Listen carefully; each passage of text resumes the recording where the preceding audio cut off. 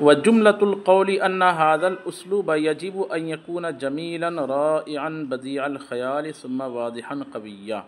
یہاں سے ایک اسلوب ادبی پر بہت ساری باتیں کرنے کے بعد ایک خلاصہ کلام کے طور پر بیان کر رہے ہیں کہ خلاصہ کلام یہ ہے کہ اس اسلوب میں آپ جو عبارتوں کو بیان کرنے کا یا اپنے مافی ضمیر کو عبارتوں کے ذریعے بیان کرنے کا انداز جو اپنائیں گے وہ جمیل ہو، رائع ہو، بدیع الخیال ہو، واضح ہو، قوی ہو۔ جمیل کا معنی کیا ہو جائے گا؟ خوبصورت ہو۔ رائع کا معنی خوشگوار ہو۔ بدیع الخیال کا معنی نادر الخیال ہو۔ اس میں آپ کسی مفہوم کو ایسے انداز میں بیان کریں کہ لوگوں کو لگے کہ اچھا اس طرح بھی اس مفہوم کو بیان کیا جا سکتا ہے۔ ثم واضحا قویا، ساتھ ہی ساتھ کیا ہو؟ ہاں، کہتے ہیں کہ وجملۃ القول، اور قول کا خلاصہ یہ ہے، یعنی اتنی ساری باتیں کرنے کا خلاصہ یہ ہے کہ ان ھذا الاسلوب، کہ یہ جو اسلوب ہے، یجب ان یکون جمیلا، ضروری ہے کہ خوبصورت ہو، رائعا خوشگوار ہو، بدیع الخیال ہو، ثم واضحا قویا، پھر کیا ہو؟ واضح بھی ہو، یعنی اس عبارت میں وضاحت ہو اور عبارت میں زور بیان بھی ہو۔ قوی سے مراد بھی زور بیان۔ وَيَظُنُّ النَّاشِئُونَ فِي صَنَاعَةِ الْأَدَبِ، یہاں سے ایک غلط فہمی کا ازالہ کر رہے ہیں، کہتے ہیں کہ جب اس فن میں لوگ طبع آزمائی کرتے ہیں، جیسے نیا کوئی نئی شاعری اپناتے ہیں نا، تو ان کو لگتا ہے کہ تشبیہات کا میں زیادہ استعمال کروں گا، کنایات کا زیادہ استعمال کروں گا۔ وہ آسان جو ہے انداز تعبیر کو چھوڑ کر کے مشکل انداز تعبیر کو بتکلف اپناتے ہیں۔ کیسے اپناتے ہیں؟ تو بتکلف نہیں اپنانا ہے، یعنی اتنی محنت کرنی ہے کہ اپنے آپ کی زبان سے الفاظ ایسے کیا ہوں گے؟ جاری ہوں گے۔ ٹھیک ہے؟ اگر وہ اس میں تصنع کریں گے، تکلف کریں گے، ہے نا، تو پھر ایسا ہوگا کہ وہ کلام آپ کا کچھ زیادہ ہی شین نکالنے کی کوشش میں پھر زیادہ ہی شین نکلنا شروع ہو جاتا ہے۔ ایسا ہوتا ہے کہ نہیں ہوتا ہے کہ شین نکالنے کے چکر میں جو ہے پھر زیادہ ہی شین نکلنا، پھر ہر چیز میں استاد صاحب میں آپ کے پاس آ رہا تھا، پھر مطلب ہر جگہ شاہی جو ہے وہ نکلنا چالو کر دے رہا ہو۔ تو ایسا نہیں کرنا ہے، ایک نارمل رویہ اختیار کرنا ہے، اور یہ ہوگا کہ جب آپ بہت زیادہ مشق کرنا شروع کر دیں گے اور مشاق سے اپنے مضامین کو چیک کرانا شروع کر دیں گے، کس سے؟ مشاق لوگوں سے، تو پھر دھیرے دھیرے آپ کے کلام میں یہ اسلوب اپنا آتا چلا جائے گا، اسلوب ادبی، چاہے آپ کا کلام شعر کی شکل میں ہو یا چیتے کی شکل میں ہو، ہے کہ نہیں؟ مطلب نثر کی شکل میں ہو، شعر کی شکل میں ہو یا نثر کی شکل میں ہو، اس میں اسلوب کون سا آ جائے گا؟ اسلوب ادبی کا رنگ آ جائے گا۔ کہتے ہیں یظن الناشئون، یہ نو آموز طلبہ، نئے سیکھنے والے، ناشئ کہتے ہیں جو ابھی بھی پیدا ہوا ہے، شاعری میں ایک دم بالکل بچہ جو ہے۔ یظن الناشئون فی صناعۃ الادب، ادب کی صناعت میں پیدا ہونے والے، ادب کی صنعت میں نئے لوگ گمان کرتے ہیں، انہو کہ کلما کثر المجاز، جتنا زیادہ مجاز کی جتنی زیادہ کثرت ہوگی، و کثرت التشبیہات، اور جتنی زیادہ تشبیہات کی کثرت ہوگی، والاخیلہ، اور خیالات کی کثرت ہوگی، فی ھذا الاسلوب، اس اسلوب میں، زیادہ حسن ہو، تو اس کا حسن کیا ہوگا؟ زیادہ ہوگا۔ یہ سوچتے ہیں کہ ہمیں جو ہے زیادہ تر جو ہے کس کا استعمال کرنا ہے؟ مجاز کا، تشبیہات کا۔ وَهَذَا خَطَأٌ بَيِّنٌ، یہ صریح غلطی ہے۔ یہ کیا ہے؟ صریح غلطی ہے۔ کیوں؟ فَإِنَّهُ لَا يُذْهِبُ بِجَمَالِ هَذَا الْأُسْلُوبِ أَكْثَرُ مِنَ التَّكَلُّفِ، اس لیے کہ اس اسلوب کی خوبصورتی کو تکلف سے زیادہ لے جانے والی کوئی چیز نہیں ہے۔ ترجمہ سمجھ میں آیا؟ اس اسلوب کی خوبصورتی کو لے جانے والی چیز اکثر من التکلف، تکلف سے زیادہ کوئی چیز نہیں ہے، یعنی تکلف اگر اختیار کریں گے تو اس کلام کی خوبصورتی کیا ہوگی؟ بولو بھائی، چلی جائے گی۔ تکلف ہی وہ سب سے بڑی چیز ہے جو اس کلام کی، اس انداز کی خوبصورتی کو کیا کرتی ہے؟ ختم کرتی ہے۔ وَلَا يُفْسِدُهُ شَرٌّ مِّن تَعَمُّدِ الصَّنَاعَةِ، اور صناعت میں تکلف سے زیادہ بری چیز اس کو فاسد کرنے والی کوئی نہیں ہے۔ صناعت سے زیادہ، صناعت کو تعمد کہتے ہیں جان بوجھ کر بالقصد ڈھونڈ ڈھونڈ کر کے چیزوں کو اپنانا، یعنی وہ مجاز کو، تشبیہات کو، استعارہ وغیرہ کو کلام میں اپنانا، ٹھیک ہے، جان بوجھ کر بالقصد. اور بالقصد صنعت کو اپنانے سے زیادہ بری چیز اس کو فاسد کرنے والی کوئی نہیں ہے. یعنی ایک کیا ہوتا ہے کہ ایک آدمی کی چال ہی ماشاءاللہ خوبصورت ہے، اچھے سے چلتا ہے، اور ایک آدمی بناوٹی چال، یعنی جان بوجھ کر کلام و چال میں خوبصورتی لاتا ہے. ایسا ہوتا ہے کہ نہیں ہوتا ہے؟ ایک آدمی جان بوجھ کر بدتکلف ڈھنگ سے کھانا کھاتا ہے تو وہ پکڑ میں آ جاتا ہے، اور ایک آدمی ہے کہ بچپن سے وہ اچھے انداز میں کھاتا ہے تو اس کے روٹی توڑنے کا انداز، روٹی کو سالن میں لگانے کا انداز، لقمہ لینے کا انداز، چبانے کا انداز ہے نا، یعنی اس سے سمجھ میں آتا ہے کہ یہ جو ہے سلیقہ مند آدمی ہے. اور پھوہڑ آدمی کو سلیقہ مند لوگوں کی مجلس میں آپ نے رکھ دیا، اور اب وہ بتکلف جب ان سلیقوں کو اپناتا ہے تو سامنے والا سمجھ جاتا ہے کہ اچھا یہ نیا کھلاڑی ہے، یہاں پہ آ کر نیا آدمی ہے. یہ ہر چیز میں ہوتا ہے. یہ بائک چلانے والا ہے تو اس میں تکلف اپنائے گا کہ مطلب بالقصد بریک دبا رہا ہے، بالقصد ایکسیلیٹر لے رہا ہے، تو وہ پولیس والا جو رہتا ہے، ٹریفک پولیس والا، وہ سمجھ جاتا ہے کہ اس کے پاس ڈرائیونگ لائسنس نہیں ہے، نیا آدمی ہے، اس کو پکڑ لیتا ہے. اور ایک نارمل آدمی ہے جو بہت اچھے سے بائک چلاتا ہے لیکن سمجھ میں نہیں آتا ہے کہ اتنے اچھے سے چلا لے رہا ہے، وہ کوئی تکلف نہیں کرتا. بات سمجھ میں آ رہی کہ نہیں آ رہی؟ تو یہی ہوتا ہے اسلوب ادبی کے ذریعے سے کلام کو پیش کرنے کے معاملے میں. ایک مثال دے رہے ہیں کہ آج کل کے بھی شعراء جو ہے وہ بتکلف تشبیہات، استعارات وغیرہ کو اپناتے ہیں. کیسے اپناتے ہیں؟ یا پھر وہی گھسے پٹے جو تشبیہات ہیں، گھسی پٹی جو تشبیہات ہے، گھسی پٹی تو نہیں بولیں گے اس کو، جو مستعمل ہے لوگوں میں، بالکل ظاہری ہے لوگوں میں، وہی حشر میں جب نبی کا بلال آ گیا، رخ پہ کیا ہے وہ، رخ پہ سب محجبینوں کے سر جھک گئے کیا، تو وہ چاند سے اس طرح کی تشبیہ دے دینا جو ہے یہ بہت زیادہ ہوتا ہے. حضور کے طلبوں کو چاند سے تشبیہ دینا بہت زیادہ ہوتا ہے کہ نہیں ہوتا ہے؟ آپ کو نیا خیال پیش کیجئے، جو مستعمل ہے، چلا آ رہا ہے، اسی کو تو یہ کہا جائے گا کہ آپ نے تقلید کی ہے. کیا کیا ہے؟ اجتہاد نہیں کیا. شاعری میں کیا ہوتی ہے، کیا ہوتا ہے؟ اجتہاد ہوتا ہے. شاعری میں کیا ہوتا ہے؟ اجتہاد ہوتا ہے.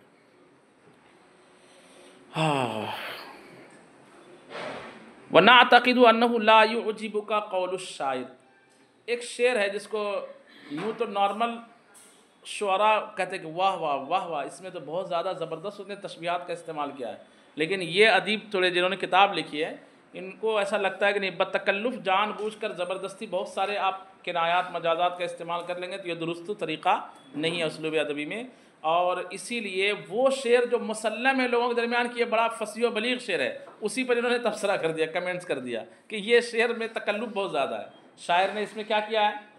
تکلف کیا ہے، جس کی وجہ سے یہ اسلوب ادبی سے اس کو نکال دینا چاہیے اس شعر کو. حالانکہ اس کو دوسرے شعراء کیا سمجھتے ہیں، دوسرے ادبا جو ہے اس کو بہترین شعر سمجھتے ہیں، جو آپ نے کبھی سنے بھی ہوں گے کہ فَأَمْطَرَتْ لُؤْلُؤًا مِّن نَرْجِسٍ وَسَقَتْ وَرْدًا وَعَضَّتْ عَلَى الْأُنَّابِ بِالْبَرَدِ.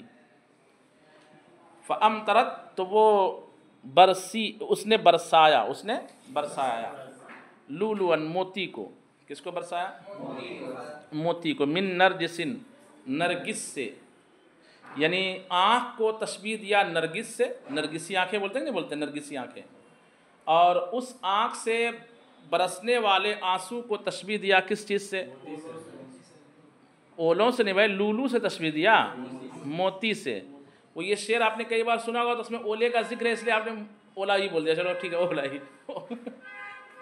موتی سے تشبیہ دیا، کس سے؟ یعنی وہ آنسوؤں سے رونے لگی، یہ ہے اس کا ظاہر مفہوم. یہ کیا ہے؟ اب اس کو ہر شاعر اپنے اپنے انداز میں کیا کرتا ہے، بیان کرتا ہے. تو اس نے اس معنی کو جو دل میں ہے، آنسوؤں سے وہ رونے لگی، اس معنی کو ظاہر کیا کس عبارت سے؟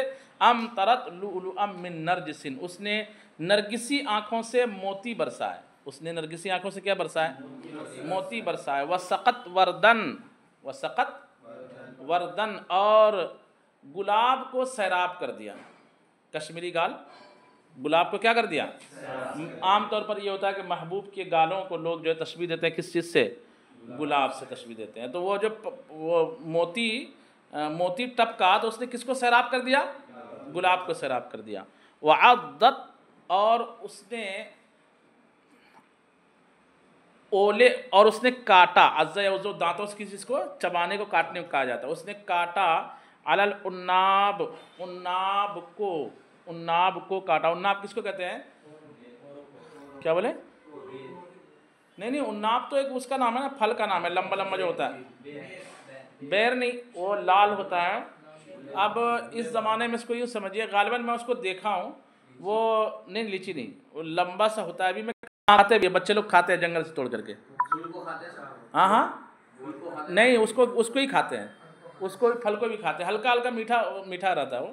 ہم لوگ بھی پہلے کھاتے تھے. تو اس کو جب 2-3 دن پہلے میں جب گیا ہماری کی درگاہ پہ بچوں کے ساتھ, تو اس کو دیکھ کے یاد آیا کہ شاید اسی کا نام عناب ہے.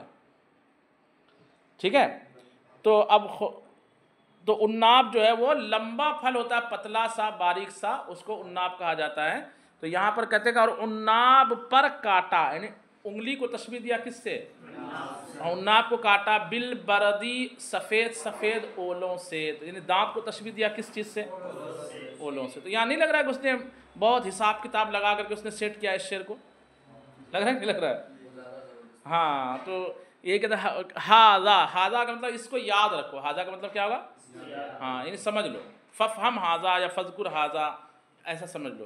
ومن السہل سے دوسری عبارت ہے. ٹھیک ہے, ومن السہل علیک, اور آپ کے لیے آسانی ہے, ان تعرفہ کہ یعنی آپ کو بہت آسان ہوگا کہ پہچان لیں, ان الشعر والنثر الفنیہ, کہ شعر اور فنی نثر, شعر اور فنی نثر, ہما موطنا لہذا الاسلوب, ہما موطنا کے بعد کیا ہے؟ لہذا نہیں ہے کیا؟ موطنا ہذا الاسلوب لکھا ہوا ہے کیا؟ لام آ جاتا تو زیادہ عبارت واضح ہو جاتی ہے. وہ اس اسلوب کا موقع ہے, مقام ہے. شعر اور نثر فنی اس اسلوب کا کیا ہے؟ مقام ہے. یعنی اس اسلوب کا اگر آپ مظاہرہ کرنا چاہتے ہیں تو آپ کو کس فیلڈ میں آنا پڑے گا؟ شعر کی فیلڈ میں اور نثر نگاری کی فیلڈ میں آنا پڑے گا. تو پھر آپ اس فن کا کیا کر سکتے ہیں؟ تو اس فن کا مقام اور محل کیا ہے؟ شعر اور نثر. سمجھ گئے بات کو؟ ففیہما یزدہر, تو انہی دونوں میں یہ مزدہر ہوتا ہے, یعنی اٹھتا ہے, چمکتا ہے. انہی دونوں میں کیا ہوتا ہے یہ؟ یعنی نثر میں اور نثر میں, شعر میں اور نثر میں, جس کو ہم کہیں گے نظم و نثر. کیا کہیں گے؟ نظم و نثر میں یہ چمکتا ہے. یبلغ وفیہما یبلغ قنۃ الفن والجمال, اور اسی میں فن اور خوبصورتی کی چوٹی پر پہنچتا ہے. یعنی یہ اسلوب اسی دونوں میں, یعنی شعر و شاعری میں اور مضمون نگاری میں, شعر و شاعری میں اور کس میں؟ مضمون نگاری میں پہنچتا ہے. قنۃ الفن والجمال کا کیا ترجمہ کریں گے؟ فن اور خوبصورتی کی چوٹی پر پہنچتا ہے. یہاں پر دو اسلوب کے تعلق سے سبق مکمل ہو گئے. ٹھیک ہے, الاسلوب الخطابی, تیسرا اسلوب کیا ہے؟ پہلا اسلوب کیا تھا جناب؟ اسلوب علمی. دوسرا اسلوب ادبی. اور تیسرا اسلوب کا مطلب کلام کو پیش کرنے کے طریقے. کلام کو پیش کرنے کے 3 طریقے ہوتے ہیں. ایک علمی, جیسے عام طور پر کتابیں لکھی جاتی ہے. ایک ادبی, جو شعر و شاعری میں ہوتا ہے عام طور پر, مضمون نگاری میں ہوتا ہے. اور تیسرا ہوتا ہے اسلوب خطابی. اس میں ڈائریکٹ جو ہے عوام سے, پبلک سے خطاب آپ جو کرتے ہیں, جس کو آپ بیان کہتے ہو, تقریر کہتے ہو, اور کیا کہتے ہیں؟ اسپیچ کہتے ہو. اس اسلوب کو کیا کہا جاتا ہے؟ اسلوب خطابی. خطاب اس میں کیا جاتا ہے. اس میں جو ہے نا کئی چیزیں ضروری ہیں. نمبر 1, شخصیت, پرسنالٹی ایسی ہو. کبھی ایسا ہوتا ہے کہ آدمی کو آپ پیش کریں گے بولنے کے لیے, تو جیسی وہ آدمی کھڑا ہوتا ہے سب بولتے ہیں ارے یہ تو چھوٹا دبلا پتلا آدمی ہے, کیا بولے گا. اب وہ جو بولنے والا اس کا اثر پہلے ہی ختم ہو جاتا ہے. کیا ہو جاتا ہے؟ سمجھ میں بات آ رہی ہے؟ اچھا, کبھی ایسا ہوتا ہے کہ لنگی بنیان پہ آپ نے اسپیچ کرنے کے لیے کسی کو کھڑا کر دیا, اس کو دیکھ کے لوگوں کو لگا کہ یہ کامیڈی بیان کرے گا یا کیا اسلوب خطابی بیان کرے گا. ایسا ہوتا ہے کہ نہیں؟ حالانکہ ہو سکتا ہے کہ لنگی پہن کر کے وہ اچھا بیان کر لے. تو اس میں پرسنالٹی کا بھی دخل ہوتا ہے کہ پرسنالٹی ٹھیک ٹھاک ہو, لوگوں کو لگے کہ ہاں یہ کچھ نہ کچھ بیان کر لے گا. آواز ہو چوہے جیسی, پرسنالٹی ہو ایک دم شیر جیسی, مطلب ہاتھی جیسا بدن ہو, اور آواز نکالے تو السلام علیکم, لگا ہے یہ کیا ہو گیا؟ بات سمجھ میں آ رہی ہے؟ تو اس میں آواز بھی کیا ہونی چاہیے؟ تھوڑی خطاب کے اعتبار سے بھاری بھرکم ہونی چاہیے. اچھا، ایسا نہ ہو کہ سبق سنانے کی طرف بولتے چلے جائیں. جی پیارے محترم اسلامی بھائیو، آج میں انشاءاللہ آپ کے سامنے بتاؤں گا کہ جو ہے اہل سنت کے ضروریات کیا کیا چیزیں ہیں جس کے انکار کرنے کی وجہ سے آدمی گمراہ ہو جاتا ہے. گمراہ کا مطلب یہ ہوتا ہے کہ اس سے ہم قطع تعلق کر دیں گے. لوگ بولیں گے شاید اس نے سبق جو ہے ہم لوگوں کے سامنے سنا رہا ہے. بات سمجھ میں آ رہی ہے؟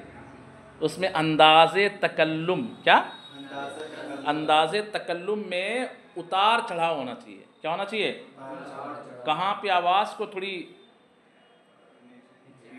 دھیمی رکھنی ہے، کہاں پہ آواز کو کچھ بلند رکھنی ہے، کہاں پہ لفظوں کو تھوڑا سلو انداز میں بولنا ہے، کہاں پہ رفتار کے ساتھ بولنی ہے، کہاں پر مترادفات کا استعمال کرنے ہیں اور کہاں پر مترادفات کا استعمال نہیں کرنے، کہاں پر سانس لینی ہے اور کہاں پر سانس چھوڑنی ہے، کہاں پر جو ہے کلام کو ختم کرنا ہے، کہاں پر ختم نہیں کرنا. یہ ساری چیزیں دیکھنی پڑتی ہے. اس میں پتہ چلا ہمارے نبی کائنات صلی اللہ علیہ وسلم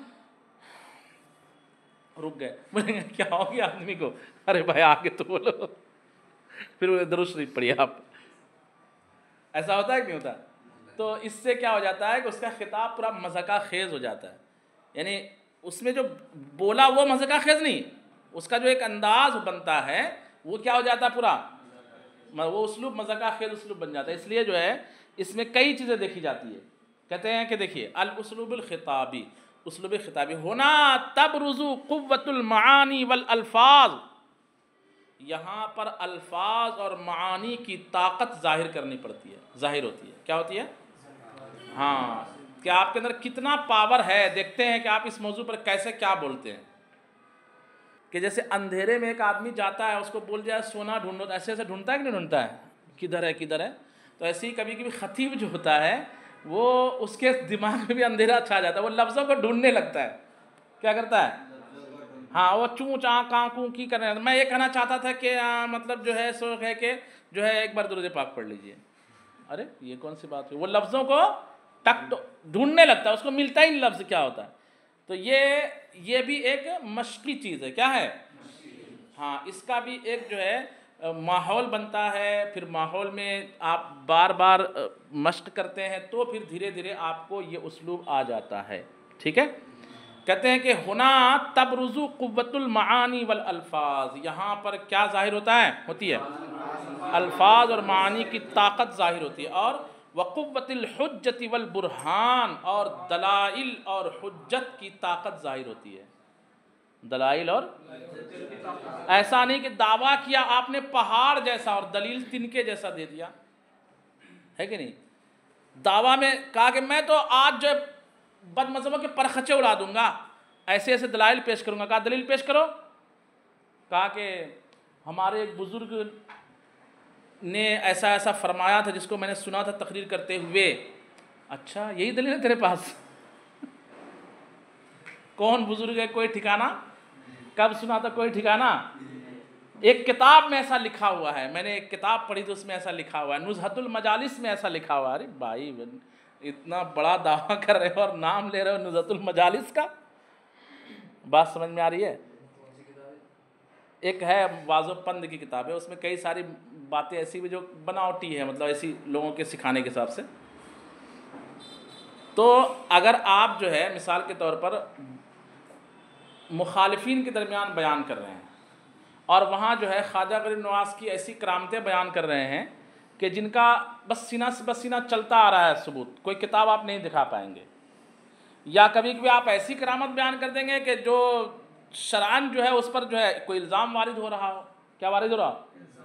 جیسے غوث ہمارے آج میں وہابیوں کے پرخچے اڑا دوں گا اور غوث اعظم کا واقعہ بیان کرے گا. غوث اعظم کی بارگاہ میں ایک مرید آیا کہ سرکار میرے بیٹے کا انتقال ہو گیا، ایک ہی بیٹا تھا، آپ اسے بچا لیجئے. غوث اعظم نے تھوڑا دھیان لگایا، دیکھا کہ موت کا فرشتہ روح کے بہت سارے روح کو لے کر کے ایک تھیلے میں جا رہے تھے. غوث اعظم نے کہا میرے مرید کے بچے کی روح کو لوٹا دے. اس نے نہیں لوٹا دو. غوث اعظم کو جلال آیا اور اس نے سیدھا زنبیل اور جو تھیلی تھی روح کی چھین لی. اور اس کے بعد پیارے اسلامی بھائیوں، نہ صرف یہ کہ اس مرید کے بیٹے کی روح واپس آ گئی، دنیا میں اس وقت جتنے لوگ مرے پڑے تھے سب کی روح واپس آ گئی. سبحان اللہ سبحان اللہ. ایسا ہوتا ہے کہ نہیں ہوتا ہے؟ حالانکہ اس واقعے کو اعلیٰ حضرت نے لکھا ہے جھوٹا ہے، گستاخی ہے. کیا یہ گستاخی ہے. اذا جاء اجلهم لا يستأخرون ساعة ولا يستقدمون. اس آیت سے یہ واقعہ ٹکرا رہا ہے کہ جب کسی پر موت آتی ہے تو ایک لمحہ ادھر ادھر. بات سمجھ میں آ رہی ہے؟ اس طرح کے واقعات لوگ بیان کرتے کہ نہیں کرتے ہیں؟ اچھا بولیں گے کس کتاب میں لکھا ہوا؟ تو روحانی حکایت میں لکھا ہوا ہے. ابے روحانی حکایت کے بچے، پہلے تو جسمانی طور پر صحیح ہو جا، بعد میں روحانی حکایت کا حوالہ دینا. تو حوالہ جو ہے ہوائی والا ہوتا ہے. کیا ہوتا ہے؟ ہاں، تو وہ نہیں چلے گا. قوت الحجت والبرہان، دلائل و حجت کی کیا چلے گی یہاں پہ؟ ہاں، دلیل. اگر آپ کسی چیز کے فرض ہونے کا دعویٰ، اگر آپ نے کسی چیز کے فرض ہونے کا کیا ہے تو قرآن پاک کی نص صریح دکھانی پڑے گی، حدیث متواتر دکھانی پڑے گی. دعویٰ اگر آپ نے وجوب کا کیا ہے تو بھی یہ دلیل جو ہے وہ قطعی کی ضرورت پڑے گی. بالمعنی العام ہی صحیح، اخص نہ صحیح، بس ظنی الثبوت ہی صحیح.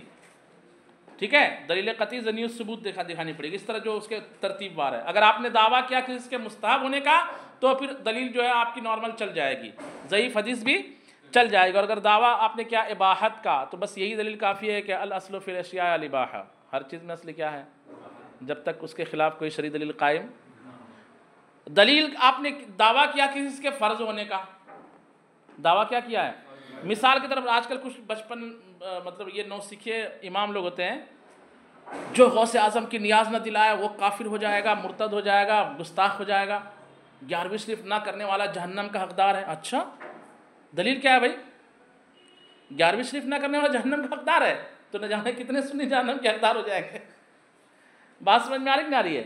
11ویں شریف کرنا ایک روا عمل ہے، روا عمل کے چھوڑنے پر آدمی جہنم کا حقدار ہو جائے گا کیا؟ بھائی لکھانی چپل پہننا ایک جائز عمل ہے کہ نہیں؟ کوئی دعویٰ کر دے کہ آج سے کوئی لکھانی چپل نہیں پہنے گا جہنمی ہو جائے گا معاذ اللہ. کتنا غلط دعویٰ اس کا. تو یہ چلتی ہے. وقوت العقل الخصیب، اور زوردار عقل کی طاقت ظاہر ہوتی ہے.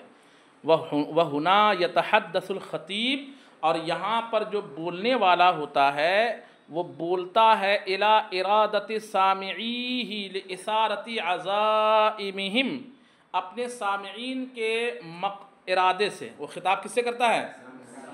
ہاں، کس لیے؟ لِإِثَارَةِ عَزَائِمِهِمْ، ان کے عزیمت، ان کے عزائم کو بھڑکانے کے لیے، ابھارنے کے لیے. بھڑکانا معنی کیا کرنا؟ ہاں، کہ بالکل مثال کے طور پر کہیں پر بے نمازیوں کی کثرت ہے، وہاں آپ نے نماز کے بارے میں ایسا خطاب کر لیا، ایسا خطاب کر دیا کہ لوگ بالکل جذبے میں آ گئے. اور پہلے تو ظہر میں بھی دوسرے میں جگہ کم پڑ رہی ہے. یہ ہے اسلوب خطابی، ایسا آپ نے خطاب کر دیا. مجھے بھالدار پورہ کے لوگ بتاتے ہیں کہ پڑوسی ملک کے ایک مبلغ اسلامی بھائی تھے، ان کا نام، ان کا وصال ہو گیا. وہ آئے تھے بھالدار پورہ میں، اتنے زوردار تھے. اس زمانے میں حالات ملکی حالات ایسے تھے کہ آنا جانا لگا رہتا تھا. تو آئے تھے تو وہاں پہ جو ہے اس طرح انہوں نے تبلیغ کی، غالباً بتاتے ہیں کہ 16 دن یا 18 دن ایسا کچھ رکے ہوئے تھے. پرانے مبلغین جانتے ہیں کہ بھالدار پورہ اور آس پاس کی مسجد میں فجر کی نماز میں لوگ جو ہے مسجد بھر جاتے تھے، ایسا لگتا تھا جمعہ کی نماز ہو رہی ہے. وہ اکیلے آئے تھے بیچارے، اور انہوں نے جن لوگوں کو داڑھی اس زمانے میں رکھائی تھی آج تک وہ لوگ داڑھی رکھے ہوئے ہیں. ایسی وہ ان کا بولے بیان کرنے کا انداز اور سمجھانے کا انداز ایسا ہوتا تھا، وہ اسلوب خطابی کرتے تھے. وہ ریئل میں ایسا ماحول کر کے گئے تھے. یعنی اس زمانے کے بنے ہوئے مبلغ ابھی بھی ہیں بیچارے دعوت اسلامی سے جڑے ہوئے ہیں. سوچئے، اور ابھی ایک مبلغ پیدا نہیں کر پا رہے، لوگ نہیں بنا پا رہے.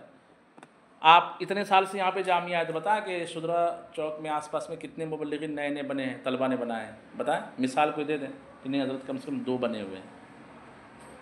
ملاقاتیں بہت ہے، اور وہ 15-20 دن رہے تھے اور کئی سارے مبلغین بنا کے چلے گئے تھے. سمجھ میں بات آ رہی نہیں آ رہی؟ کہتے ہیں کہ لِإِثَارَةِ عَزَائِمِهِمْ، ان کے عزائم کو ابھارنے کے لیے، وَإِسْتِنْهَازِ هِمَمِهِمْ، اور ان کی ہمتوں کو مضبوط کرنے کے لیے، ان کی ہمتوں کو ابھارنے کے لیے، بیدار کرنے کے لیے. نہض کا معنی تھا نہضت، کدھر کیا حضرت ہے نا، مکہ کا نام تک نہ لیا، طیبہ ہی کہا، پوچھا کسی نے مجھ سے جو نہضت کدھر کی ہے. نہضہ یا نہضہ کا معنی ہوتا ہے اٹھنا، بیدار ہونا، ارادہ سفر کے لیے تیار ہونا، سفر کے لیے تیار ہونا. ولی جمال هذا الاسلوب ووضوحه، اس اسلوب کی خوبصورتی کے لیے اور اس کی وضاحت کے لیے شان کبیر، بڑا دخل ہے. شان کبیر کا کیا ترجمہ کریں گے؟ بڑا دخل ہے فی تاثیرہ و وصولہ الی قرارۃ النفس، کس بات کا؟ نفس میں ٹھہراؤ، نفس میں قرار، اور اس کے فی تاثیر ہی، اس کی تاثیر کا، و وصول ہی الی قرارۃ النفوس، اور نفس تک اس کے پہنچنے کا۔ فی کا ترجمہ ہم کا کریں گے، یعنی تاثیر کس چیز کی ہونی چاہیے، اور یہ زیادہ دخل کس چیز کا ہے؟ فی تاثیر ہی، اس اسلوب کی تاثیر ہونی چاہیے، اس اسلوب میں کیا ہونی چاہیے؟ تاثیر، و وصول ہی الی قرارۃ النفس، اور نفس کے قرارات تک اس کا پہنچنا ہونا چاہیے۔ یعنی قرارہ کا مطلب ہوتا ہے ٹھہراؤ، نفس میں پہنچ کر یہ ٹھہراؤ پکڑ لے، جس کے سامنے خطاب کیا جائے اس کو زندگی بھر یاد رہ جائے کہ جو علم غیب کے ثبوت میں حضرت نے کیا دلیلیں پیش کی تھی، اس طرح بیان ہونا چاہیے۔ سمجھ بات آ رہی ہے؟ تو نفس کے قرارات تک اس کے پہنچنے اور اس کے پہنچنے اور اس کی تاثیر کا بڑا دخل ہے۔ شان کبیر ان کا کیا ترجمہ کریں گے؟ بڑا دخل ہے۔ وَمِمَّا يَزِيدُ فِي تَأْثِيرِ هَذَا الْأُسْلُوبِ، اور اس اسلوب میں جو چیز مزید، اس اسلوب کی تاثیر میں جو چیز مزید اضافہ کرتی ہے، وَمِمَّا، اور ان چیزوں میں سے جو یزید اضافہ کرتی ہے، فی تاثیر هذا الاسلوب، اس اسلوب کی تاثیر میں کیا ہے؟ منزلۃ الخطیب، یہ جو میں نے شروع میں کہا تھا، خطیب کا ایک مقام اور ایک مرتبہ ہو۔ آپ مدرسین کے سامنے مدرسین کا اجتماع کروائیں گے، اور اس میں کہیں گے کہ بیان کون کریں گے؟ کہا کہ وہی جو آپ کا شاگرد ہے نورا درجہ، جس کو آپ نحو پڑھاتے ہیں، وہی انشاءاللہ آپ کے سامنے بیان کریں گے، اور وہی آپ کی کیا کریں گے؟ تربیت کریں گے۔ تو ٹھیک ہے، لیکن کیا اساتذہ کے دل میں وہ تاثیر پیدا ہوگی؟ نہیں ہو پائے گی نا۔ اور طلباء کو آپ کا اجتماع کرائیں، یہاں پہ حیدرآباد میں جمع کر لیں سارے طلباء کو، کہیں گے بیان کرنے کے لیے کون آ رہے ہیں؟ کہیں گے وہ نہیں کیلا جو بیچتے ہیں اپنے پڑوس میں، وہی انشاءاللہ آج بیان کرنے کے لیے آئیں گے۔ تو طلباء والے کہاں ہیں؟ یہ کون سی بات ہو گئی یار، اتنا سارا پیسہ خرچ کر کے ہم لوگوں کو جمع کیا ہے۔ تو خطیب کی منزلت، خطیب کا مقام و مرتبہ سامعین جو ہے اس کے دلوں میں پہلے ہونی چاہیے کچھ نہ کچھ، کہ ہاں نہیں یہ پرانا مدرس ہے، یہ پرانے جو ہے تجربہ کار مبلغ ہیں، ہے نا، یہ فلاں دارالفتاء سے جڑے ہوئے مفتی صاحب ہیں، اس طرح کچھ نہ کچھ ان کا کیا ہونا چاہیے؟ مقام ہونا چاہیے علمی۔ منزلۃ کہتے کہ اس اسلوب کی تاثیر میں زیادتی پیدا کرنے والی چیزوں میں سے ایک چیز کیا ہے؟ منزلۃ الخطیب۔ بولیے، خطیب کا رتبہ فی نفوس سامعیہ، اس کے سامعین کے دلوں میں، وقوت عارضتہ، اور اس کے پیش کرنے کی طاقت، اس کے پیش کرنے کی، کہ کتنے اچھے انداز میں خطیب اپنے خطاب کو پیش کر رہا ہے، وسطوع حجتی، اور اس کے دلائل کی بلندی، اس کے دلائل کی، ہاں، کہ جو دعویٰ کر رہا ہے اس کو کس طرح کی دلیلوں سے وہ سجا رہا ہے۔ جو دعویٰ کر رہا ہے، گھر بنانا کافی نہیں ہے، گھر جب بنانے کے بعد اس کو پینٹ کریں گے، اس میں ٹائلز لگائیں گے، اس میں یہ ڈیزائن وہ ڈیزائن، اور باہر سے اور اندر سے جب چمکائیں گے تب بولیں گے کہ ہاں آپ نے گھر بنایا۔ اور گھر بس بنا دیا سیمنٹ کا، ہے کہ نہیں؟ پلاسٹر بھی نہیں کروا رہے، پلاسٹر کروا دیا، پینٹ ہی نہیں کروا رہے، پینٹ کروا دیا، آدھا کالا آدھا سفید مار دیا، یہ نہیں چلے گا نا۔ ایک ایک چیز کا خیال رکھنا پڑتا ہے، تب کہا جائے گا ہاں خوبصورت مکان بنا۔ ایسی ہی خطاب میں ایک ایک چیز کا خیال رکھنا پڑتا ہے، دعویٰ جیسا ہو ویسی دلیل ہو تو کہا جائے گا کہ ہاں زبردست خطاب ہوا، ٹھیک ہے۔ وَنَبَرَاتُ صَوْتِهِ، اور اس کی آواز کی لچک، اتار چڑھاؤ، اس کی آواز کا اتار چڑھاؤ، وَحُسْنُ إِلْقَائِهِ، اور اس کے پیش کرنے کی خوبصورتی، ڈیلیور، القاء کس کو کہتے ہیں؟ ڈیلیور کرنے کو، اسی سے بنا نا وہ القاء جو ہوتا ہے کہ دلوں میں، جو خدا کی طرف سے کسی بندے کے دل میں جو القاء بولتے ہیں، القاء، حسن القاء، اور اس کے ڈیلیور کرنے کی خوبصورتی، ومحکم اشاراتہ، اور اس کے مضبوط اشارے، اس کے مضبوط اشارے، ایسا ساری کائنات کا صرف ایک رب ہے۔ اشارہ دیکھیں میرا کہ نہیں دیکھے؟ ساری کائنات کو پیدا کرنے والی ذات صرف ایک ہے، یہ بھی کرنا پڑتا ہے خطاب میں۔ ایسا منڈی ڈال دیے ہیں جی، میں آپ کو بتاؤں گا انشاءاللہ کہ اللہ تبارک و تعالیٰ کی وحدانیت پر انشاءاللہ بیان کروں گا، تو اس طرح نہیں چلے گا۔ منڈی ڈال دیں گے تو سارے سامعین بھی منڈی ڈال دیں گے، ٹھیک ہے۔ وہ ایک مبلغ کا واقعہ بیان کرتا ہے کہ بڑے ماہر مبلغ تھے، دعوت اسلامی کے ایک مبلغ کا واقعہ، شاید نام آپ لوگوں کو یاد آ جائے، مجھے نام یاد نہیں ہے۔ بولے سب لوگ اپنے اپنے ناک پہ ہاتھ رکھیے، سب لوگ، تو سب نے کان پکڑا تھا۔ بولے ابھی میں جو کہنے والا ہوں ویسا سب کو کرنا ہے، جو کہنے والا ہوں چلیے سب لوگ اپنے اپنے ناک پہ ہاتھ رکھیے، ناک پہ ہاتھ رکھیے، اور اپنا ہاتھ کہاں رکھ دیا انہوں نے؟ تو سب نے کہاں ہاتھ رکھ دیا؟ زیادہ تر لوگوں نے، مطلب اشارے کو لوگ دیکھتے ہیں۔ سمجھانے کا مقصد یہ ہے کہ لوگ کیا دیکھتے ہیں؟ ہاں، اشارہ بھی دیکھتے ہیں۔ آپ بول رہے ہیں یوں اور اشارہ کر رہے ہیں یوں تو غلط ہو جائے گا، مطلب پٹری گاڑی سے نیچے گاڑی جو پٹری سے نیچے اتر جائے گی۔ بات سمجھ میں آ رہی ہے؟ ایسا ہے جناب۔ چلے اس کے آگے انشاءاللہ کل پڑھتے ہیں۔ صلو علی الحبیب صلی اللہ تعالی علیہ وسلم۔